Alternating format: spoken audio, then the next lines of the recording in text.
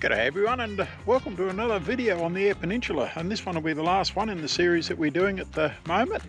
And this one has us leaving Coffin Bay and we work our way over to Tumby Bay, and from there the whole video takes us up on the eastern side of the peninsula as we head north, and we do a lot of beach camping.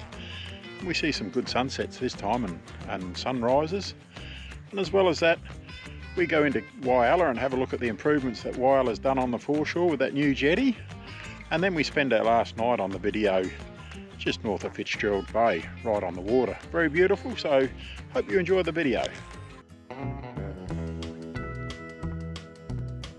I'm Mick and this is Sally. Together we've been caravanning Australia since the 1980s.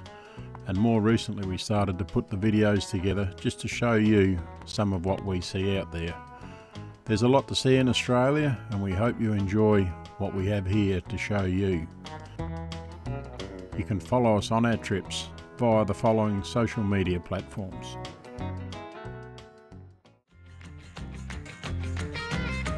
As we left Coffin Bay and started to head towards Tumby Bay, that meant that we're going to cross over the hills and start heading up the eastern side of the peninsula.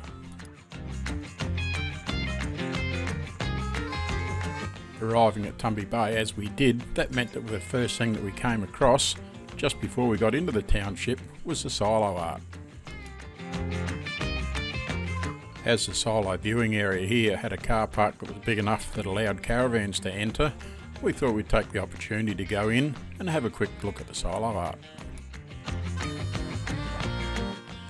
From viewing the silo, it was time to go and find our camp location where we were going to spend one night. G'day everyone, and welcome to Tumby Bay. We're in the RV campsite here for one night, and we've got some people we're going to catch up with this afternoon, and then we'll be moving on tomorrow morning as we work our way up the east side of the Eyre Peninsula. It's only a small low-cost campground, this one, but in saying that, there's plenty big enough for the number of people that were there during our stay, and no doubt it would get busier during the summer periods perhaps, but even then, probably suitable for everything that needed to be.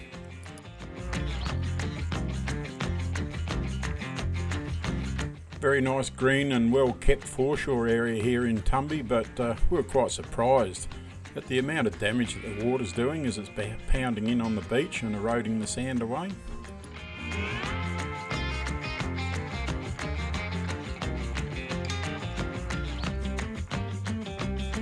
Very nice painted mural coming up here on one of the buildings.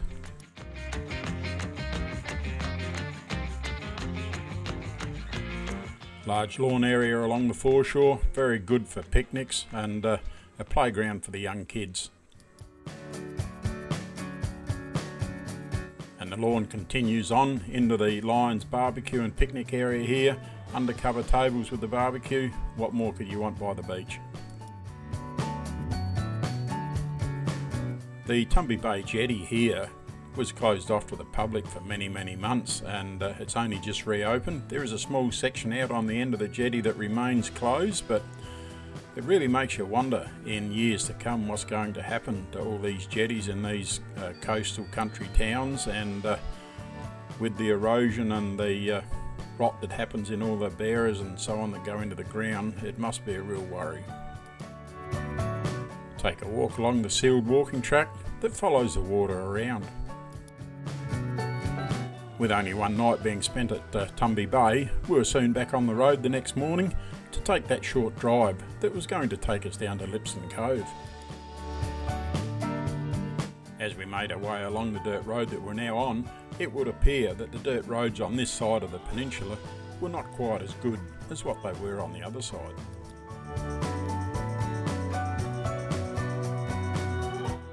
G'day everyone, and we've moved again. We're now at Lipson Cove, and it's a low-cost camp right by the water, so we're going to veg out here for the next 3 nights and just take things nice and slowly. The campsites here at Lipson Cove are dedicated campsites. You must book online, and they are by no means small sites, and it's quite a nice spot here. A little bit open to the weather, but it wasn't too bad for us. and we quite enjoyed the 3 nights that we did spend here. The area that we were camped on here is actually sites number 5 and 6, so they're not as huge as what they appear in the camera, but even with 2 campers in there, it's still plenty of room.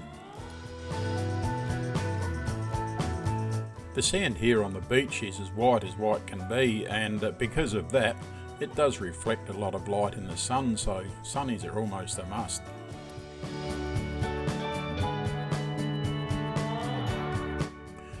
As we're still in what I would assume to be the off-season, certainly not peak season, there wasn't a big number of campers here during the time that we were here. They come and went each night, but no, very nice indeed. As you look south, you've got a very stony outcrop along the beach here, and then right in front of the camping area, you've got this very, very bright white sand. The beach area immediately in front of the camping area with the white sand, it went down onto a hard sand right on the water's edge here, and it made for a very great beach to be walking along the edge of the water, and if you wanted to, even to get your feet wet. There was an old jetty here at Lipson Cove, and you can see the remaining posts here of that jetty, and it's where they used to load barges.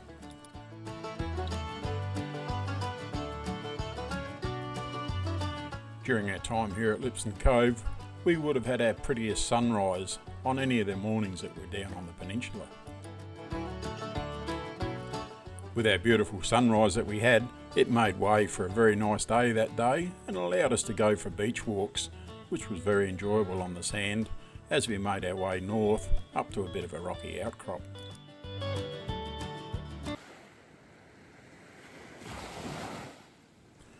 With the gentle waves rolling in and making a noise on the beach, it's set for a very beautiful atmosphere to take that morning walk.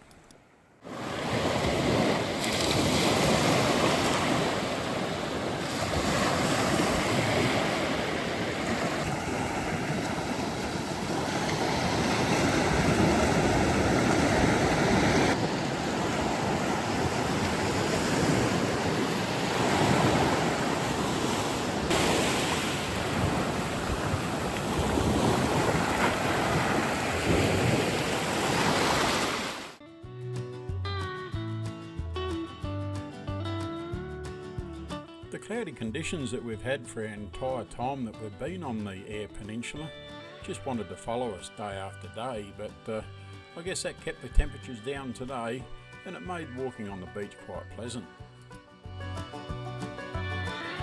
Once you climb past this rocky outcrop, you come to this nice beach here, and I reckon that'd make a beautiful swimming beach on those hot summer days.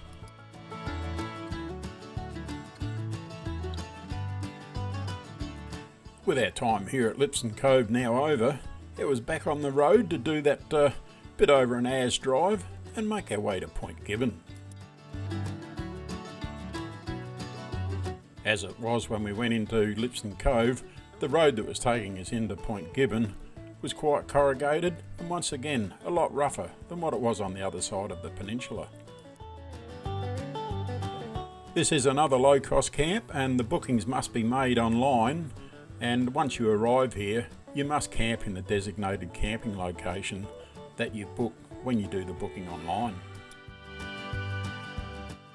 G'day everyone, and we are currently at Point Gibbon campground. Very nice here. I could just imagine us being here on a hot summer's night with a nice sea breeze. We're not right up against the water, but it's not very far away. Beautiful views, and we're here for 3 nights.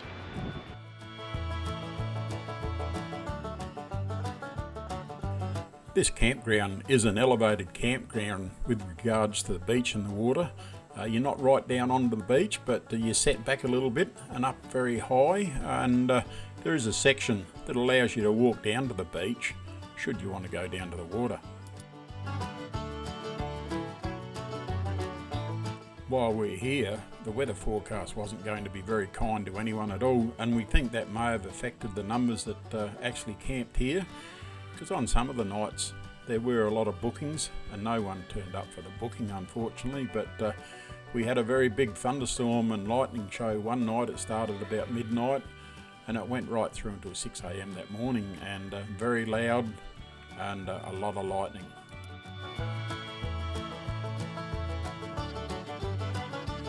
At the southern end of this campground, you've got these huge sand dunes, and we went for a walk, and it gets the old leg muscles working as you're climbing up the soft sand to get over the top of the sand dune. And it was windy when we went for that walk, and as you look ahead of you, you can see on the top of these rises, not sure how good the camera's going to pick it up, you can see the wind blowing the sand away, and it's like a dust storm in front of you, only it's sand. So the wind must move a huge amount of sand in any given calendar period. It was unfortunate for us that during our time here we had so much bad weather. It was always windy, and as I mentioned before, we had thunderstorms and lightning and every sort of bad weather that could be thrown at us. That's what we got. But it kept us pretty well around near the caravan, and that gave the opportunity for one of our followers, Joel, to come out with his father, and they come over to the caravan and introduced themselves, and we had a bit of a chin wag and a talk there for a while, and it was great to see them out there. And they'd even offered to take us out crabbing had the weather been suitable.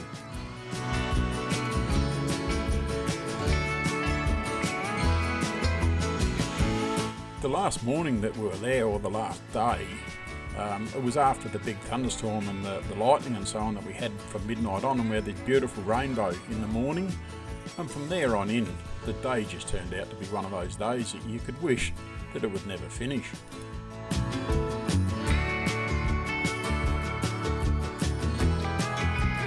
We were very happy that on our last day here that we had such a nice day to allow us to enjoy the campground for what it had to offer.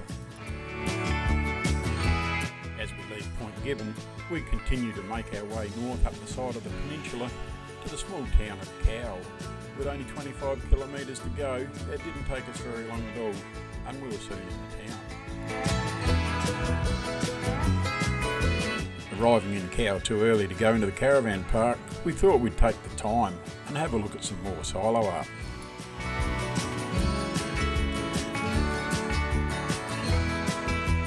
G'day everyone, and we're currently in Cowra at the moment, and we're here for 2 nights, and in one of the caravan parks, and I'll put a wiki link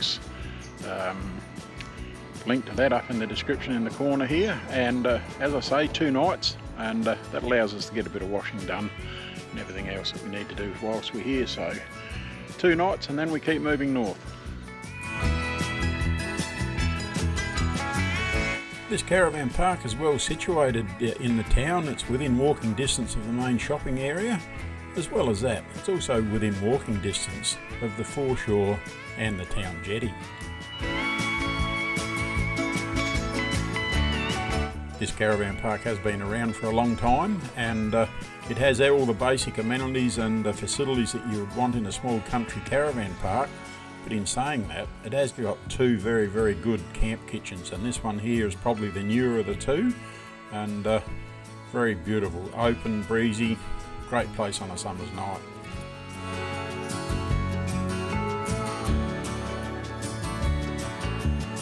We're now looking at the fish cleaning area, and this one blew me away when I seen it. It's well and truly set up for people that's going to catch fish.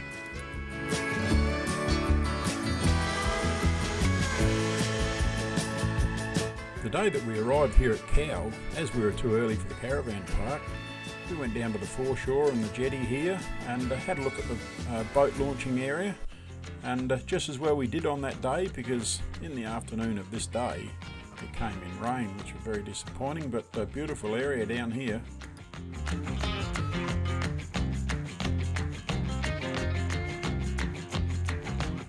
Even though the rain clouds were heading our way, I thought I'd go for a bit of a walk out on the jetty, and it really surprised me when I got out there that this little bit of a side pontoon here, how rotted the timbers were that go down into the water. And it reminded me of Tumby Bay with the jetty issues that they had down there. And once again, it really makes you wonder in years to come what's going to happen.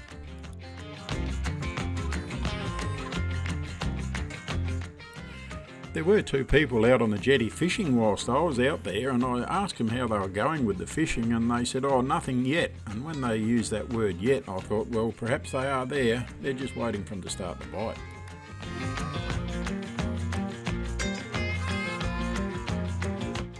With the caravan park being in close proximity of the boat launching area here, for the constant period that we were there, you could see and hear the professional fishermen going in and out with their boats. From Cowra it was on to Whyalla, and it was Whyalla that we'd been to many times over our lifetime, but there were a couple of things that we wanted to have a look at. G'day everyone, and we've arrived in Whyalla. We've set ourselves up here at the Tumby Bay Football Club, the RV park there, and only here for one night. When we arrived here in the morning, we actually met one of the caretakers, a nice gentleman, very good to talk to, and it was later that evening that his wife came round to collect the fees, and like the husband, very pleasant to talk to. The main reason that we wanted to spend a night in Whyalla was to have a look at the new developments down on the foreshore, and one of those of course was the new circular jetty.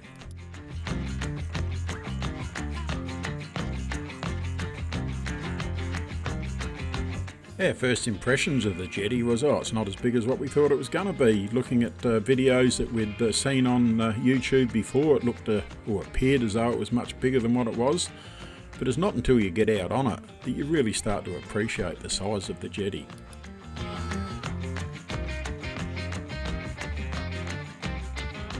Quite a few people out there fishing in various locations within the jetty, and certainly plenty of room for anyone that wants to go out there to do so without interfering with other people.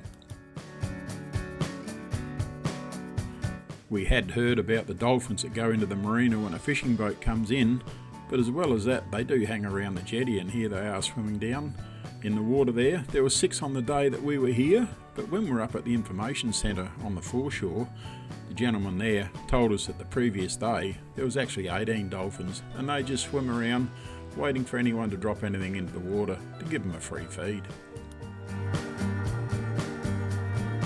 Like all pelicans do, this one was also looking for that free feed.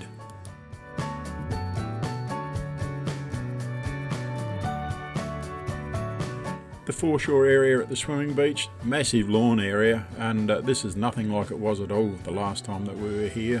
Certainly been done up well, and a great spot for picnics and the kids, and beautiful for tourists. There were good crowd numbers on the beach and the lawned area, as well as now we're going into Eyre Gardens, but don't be fooled by that when you don't see too many on camera, because out of respect to them, I try to film in locations where there's very few, if no people at all.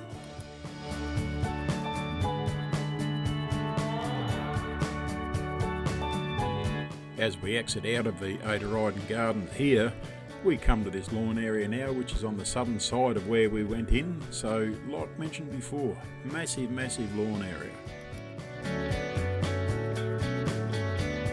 Whyalla gets some very hot summer days, and wouldn't it be beaut sitting down here by the seaside on a lawn or a park bench, or even having a barbecue of an evening and looking out across the water. Another area that we wanted to have a look at in Whyalla is this one here, and it's called Hummock Hill Lookout, and it gives you very good views over the grass lawned picnic area, foreshore swimming beach, as well as that out over the marina looking towards the jetty. It is quite a steep drive to get up to this lookout, and 2 smaller caravans did come up and get towed up there, but if you've got the average size caravan, it's not really recommended to bring a caravan up to the lookout. With Whyalla once having a very strong shipbuilding industry, you can't come to the town without having a look at the ship called the Whyalla. The ship was built in Whyalla and launched in 1941. Our time on the Eyre Peninsula was starting to run out, and for our last night, we left Whyalla and made our way out to Fitzgerald Bay, where we were going to spend our final night.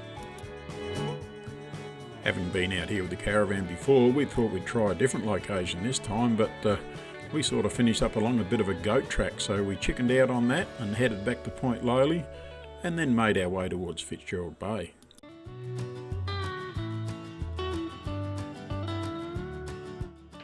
G'day everyone, and we've moved on from Whyalla this morning, and just a short drive. We're out just north of Fitzgerald Bay and at a free camp, and only here for one night, but very beautiful here on the Spencer Gulf. We found this little spot here where we could pull in and camp for the night, and a beautiful spot it was. It's a real rocky beach area here, not sandy at all, unfortunately, but still nice. And it was perfect conditions whilst we were here. Very little wind, and the colour of the water reflects how nice the day was. The tidal movement here isn't large, but when the water is up, it's very, very pretty and not very far away from the van. Our last night, unfortunately, no big sunset, but the following morning, this sunrise, it was beautiful to look out across the water and view the colours as the morning progressed.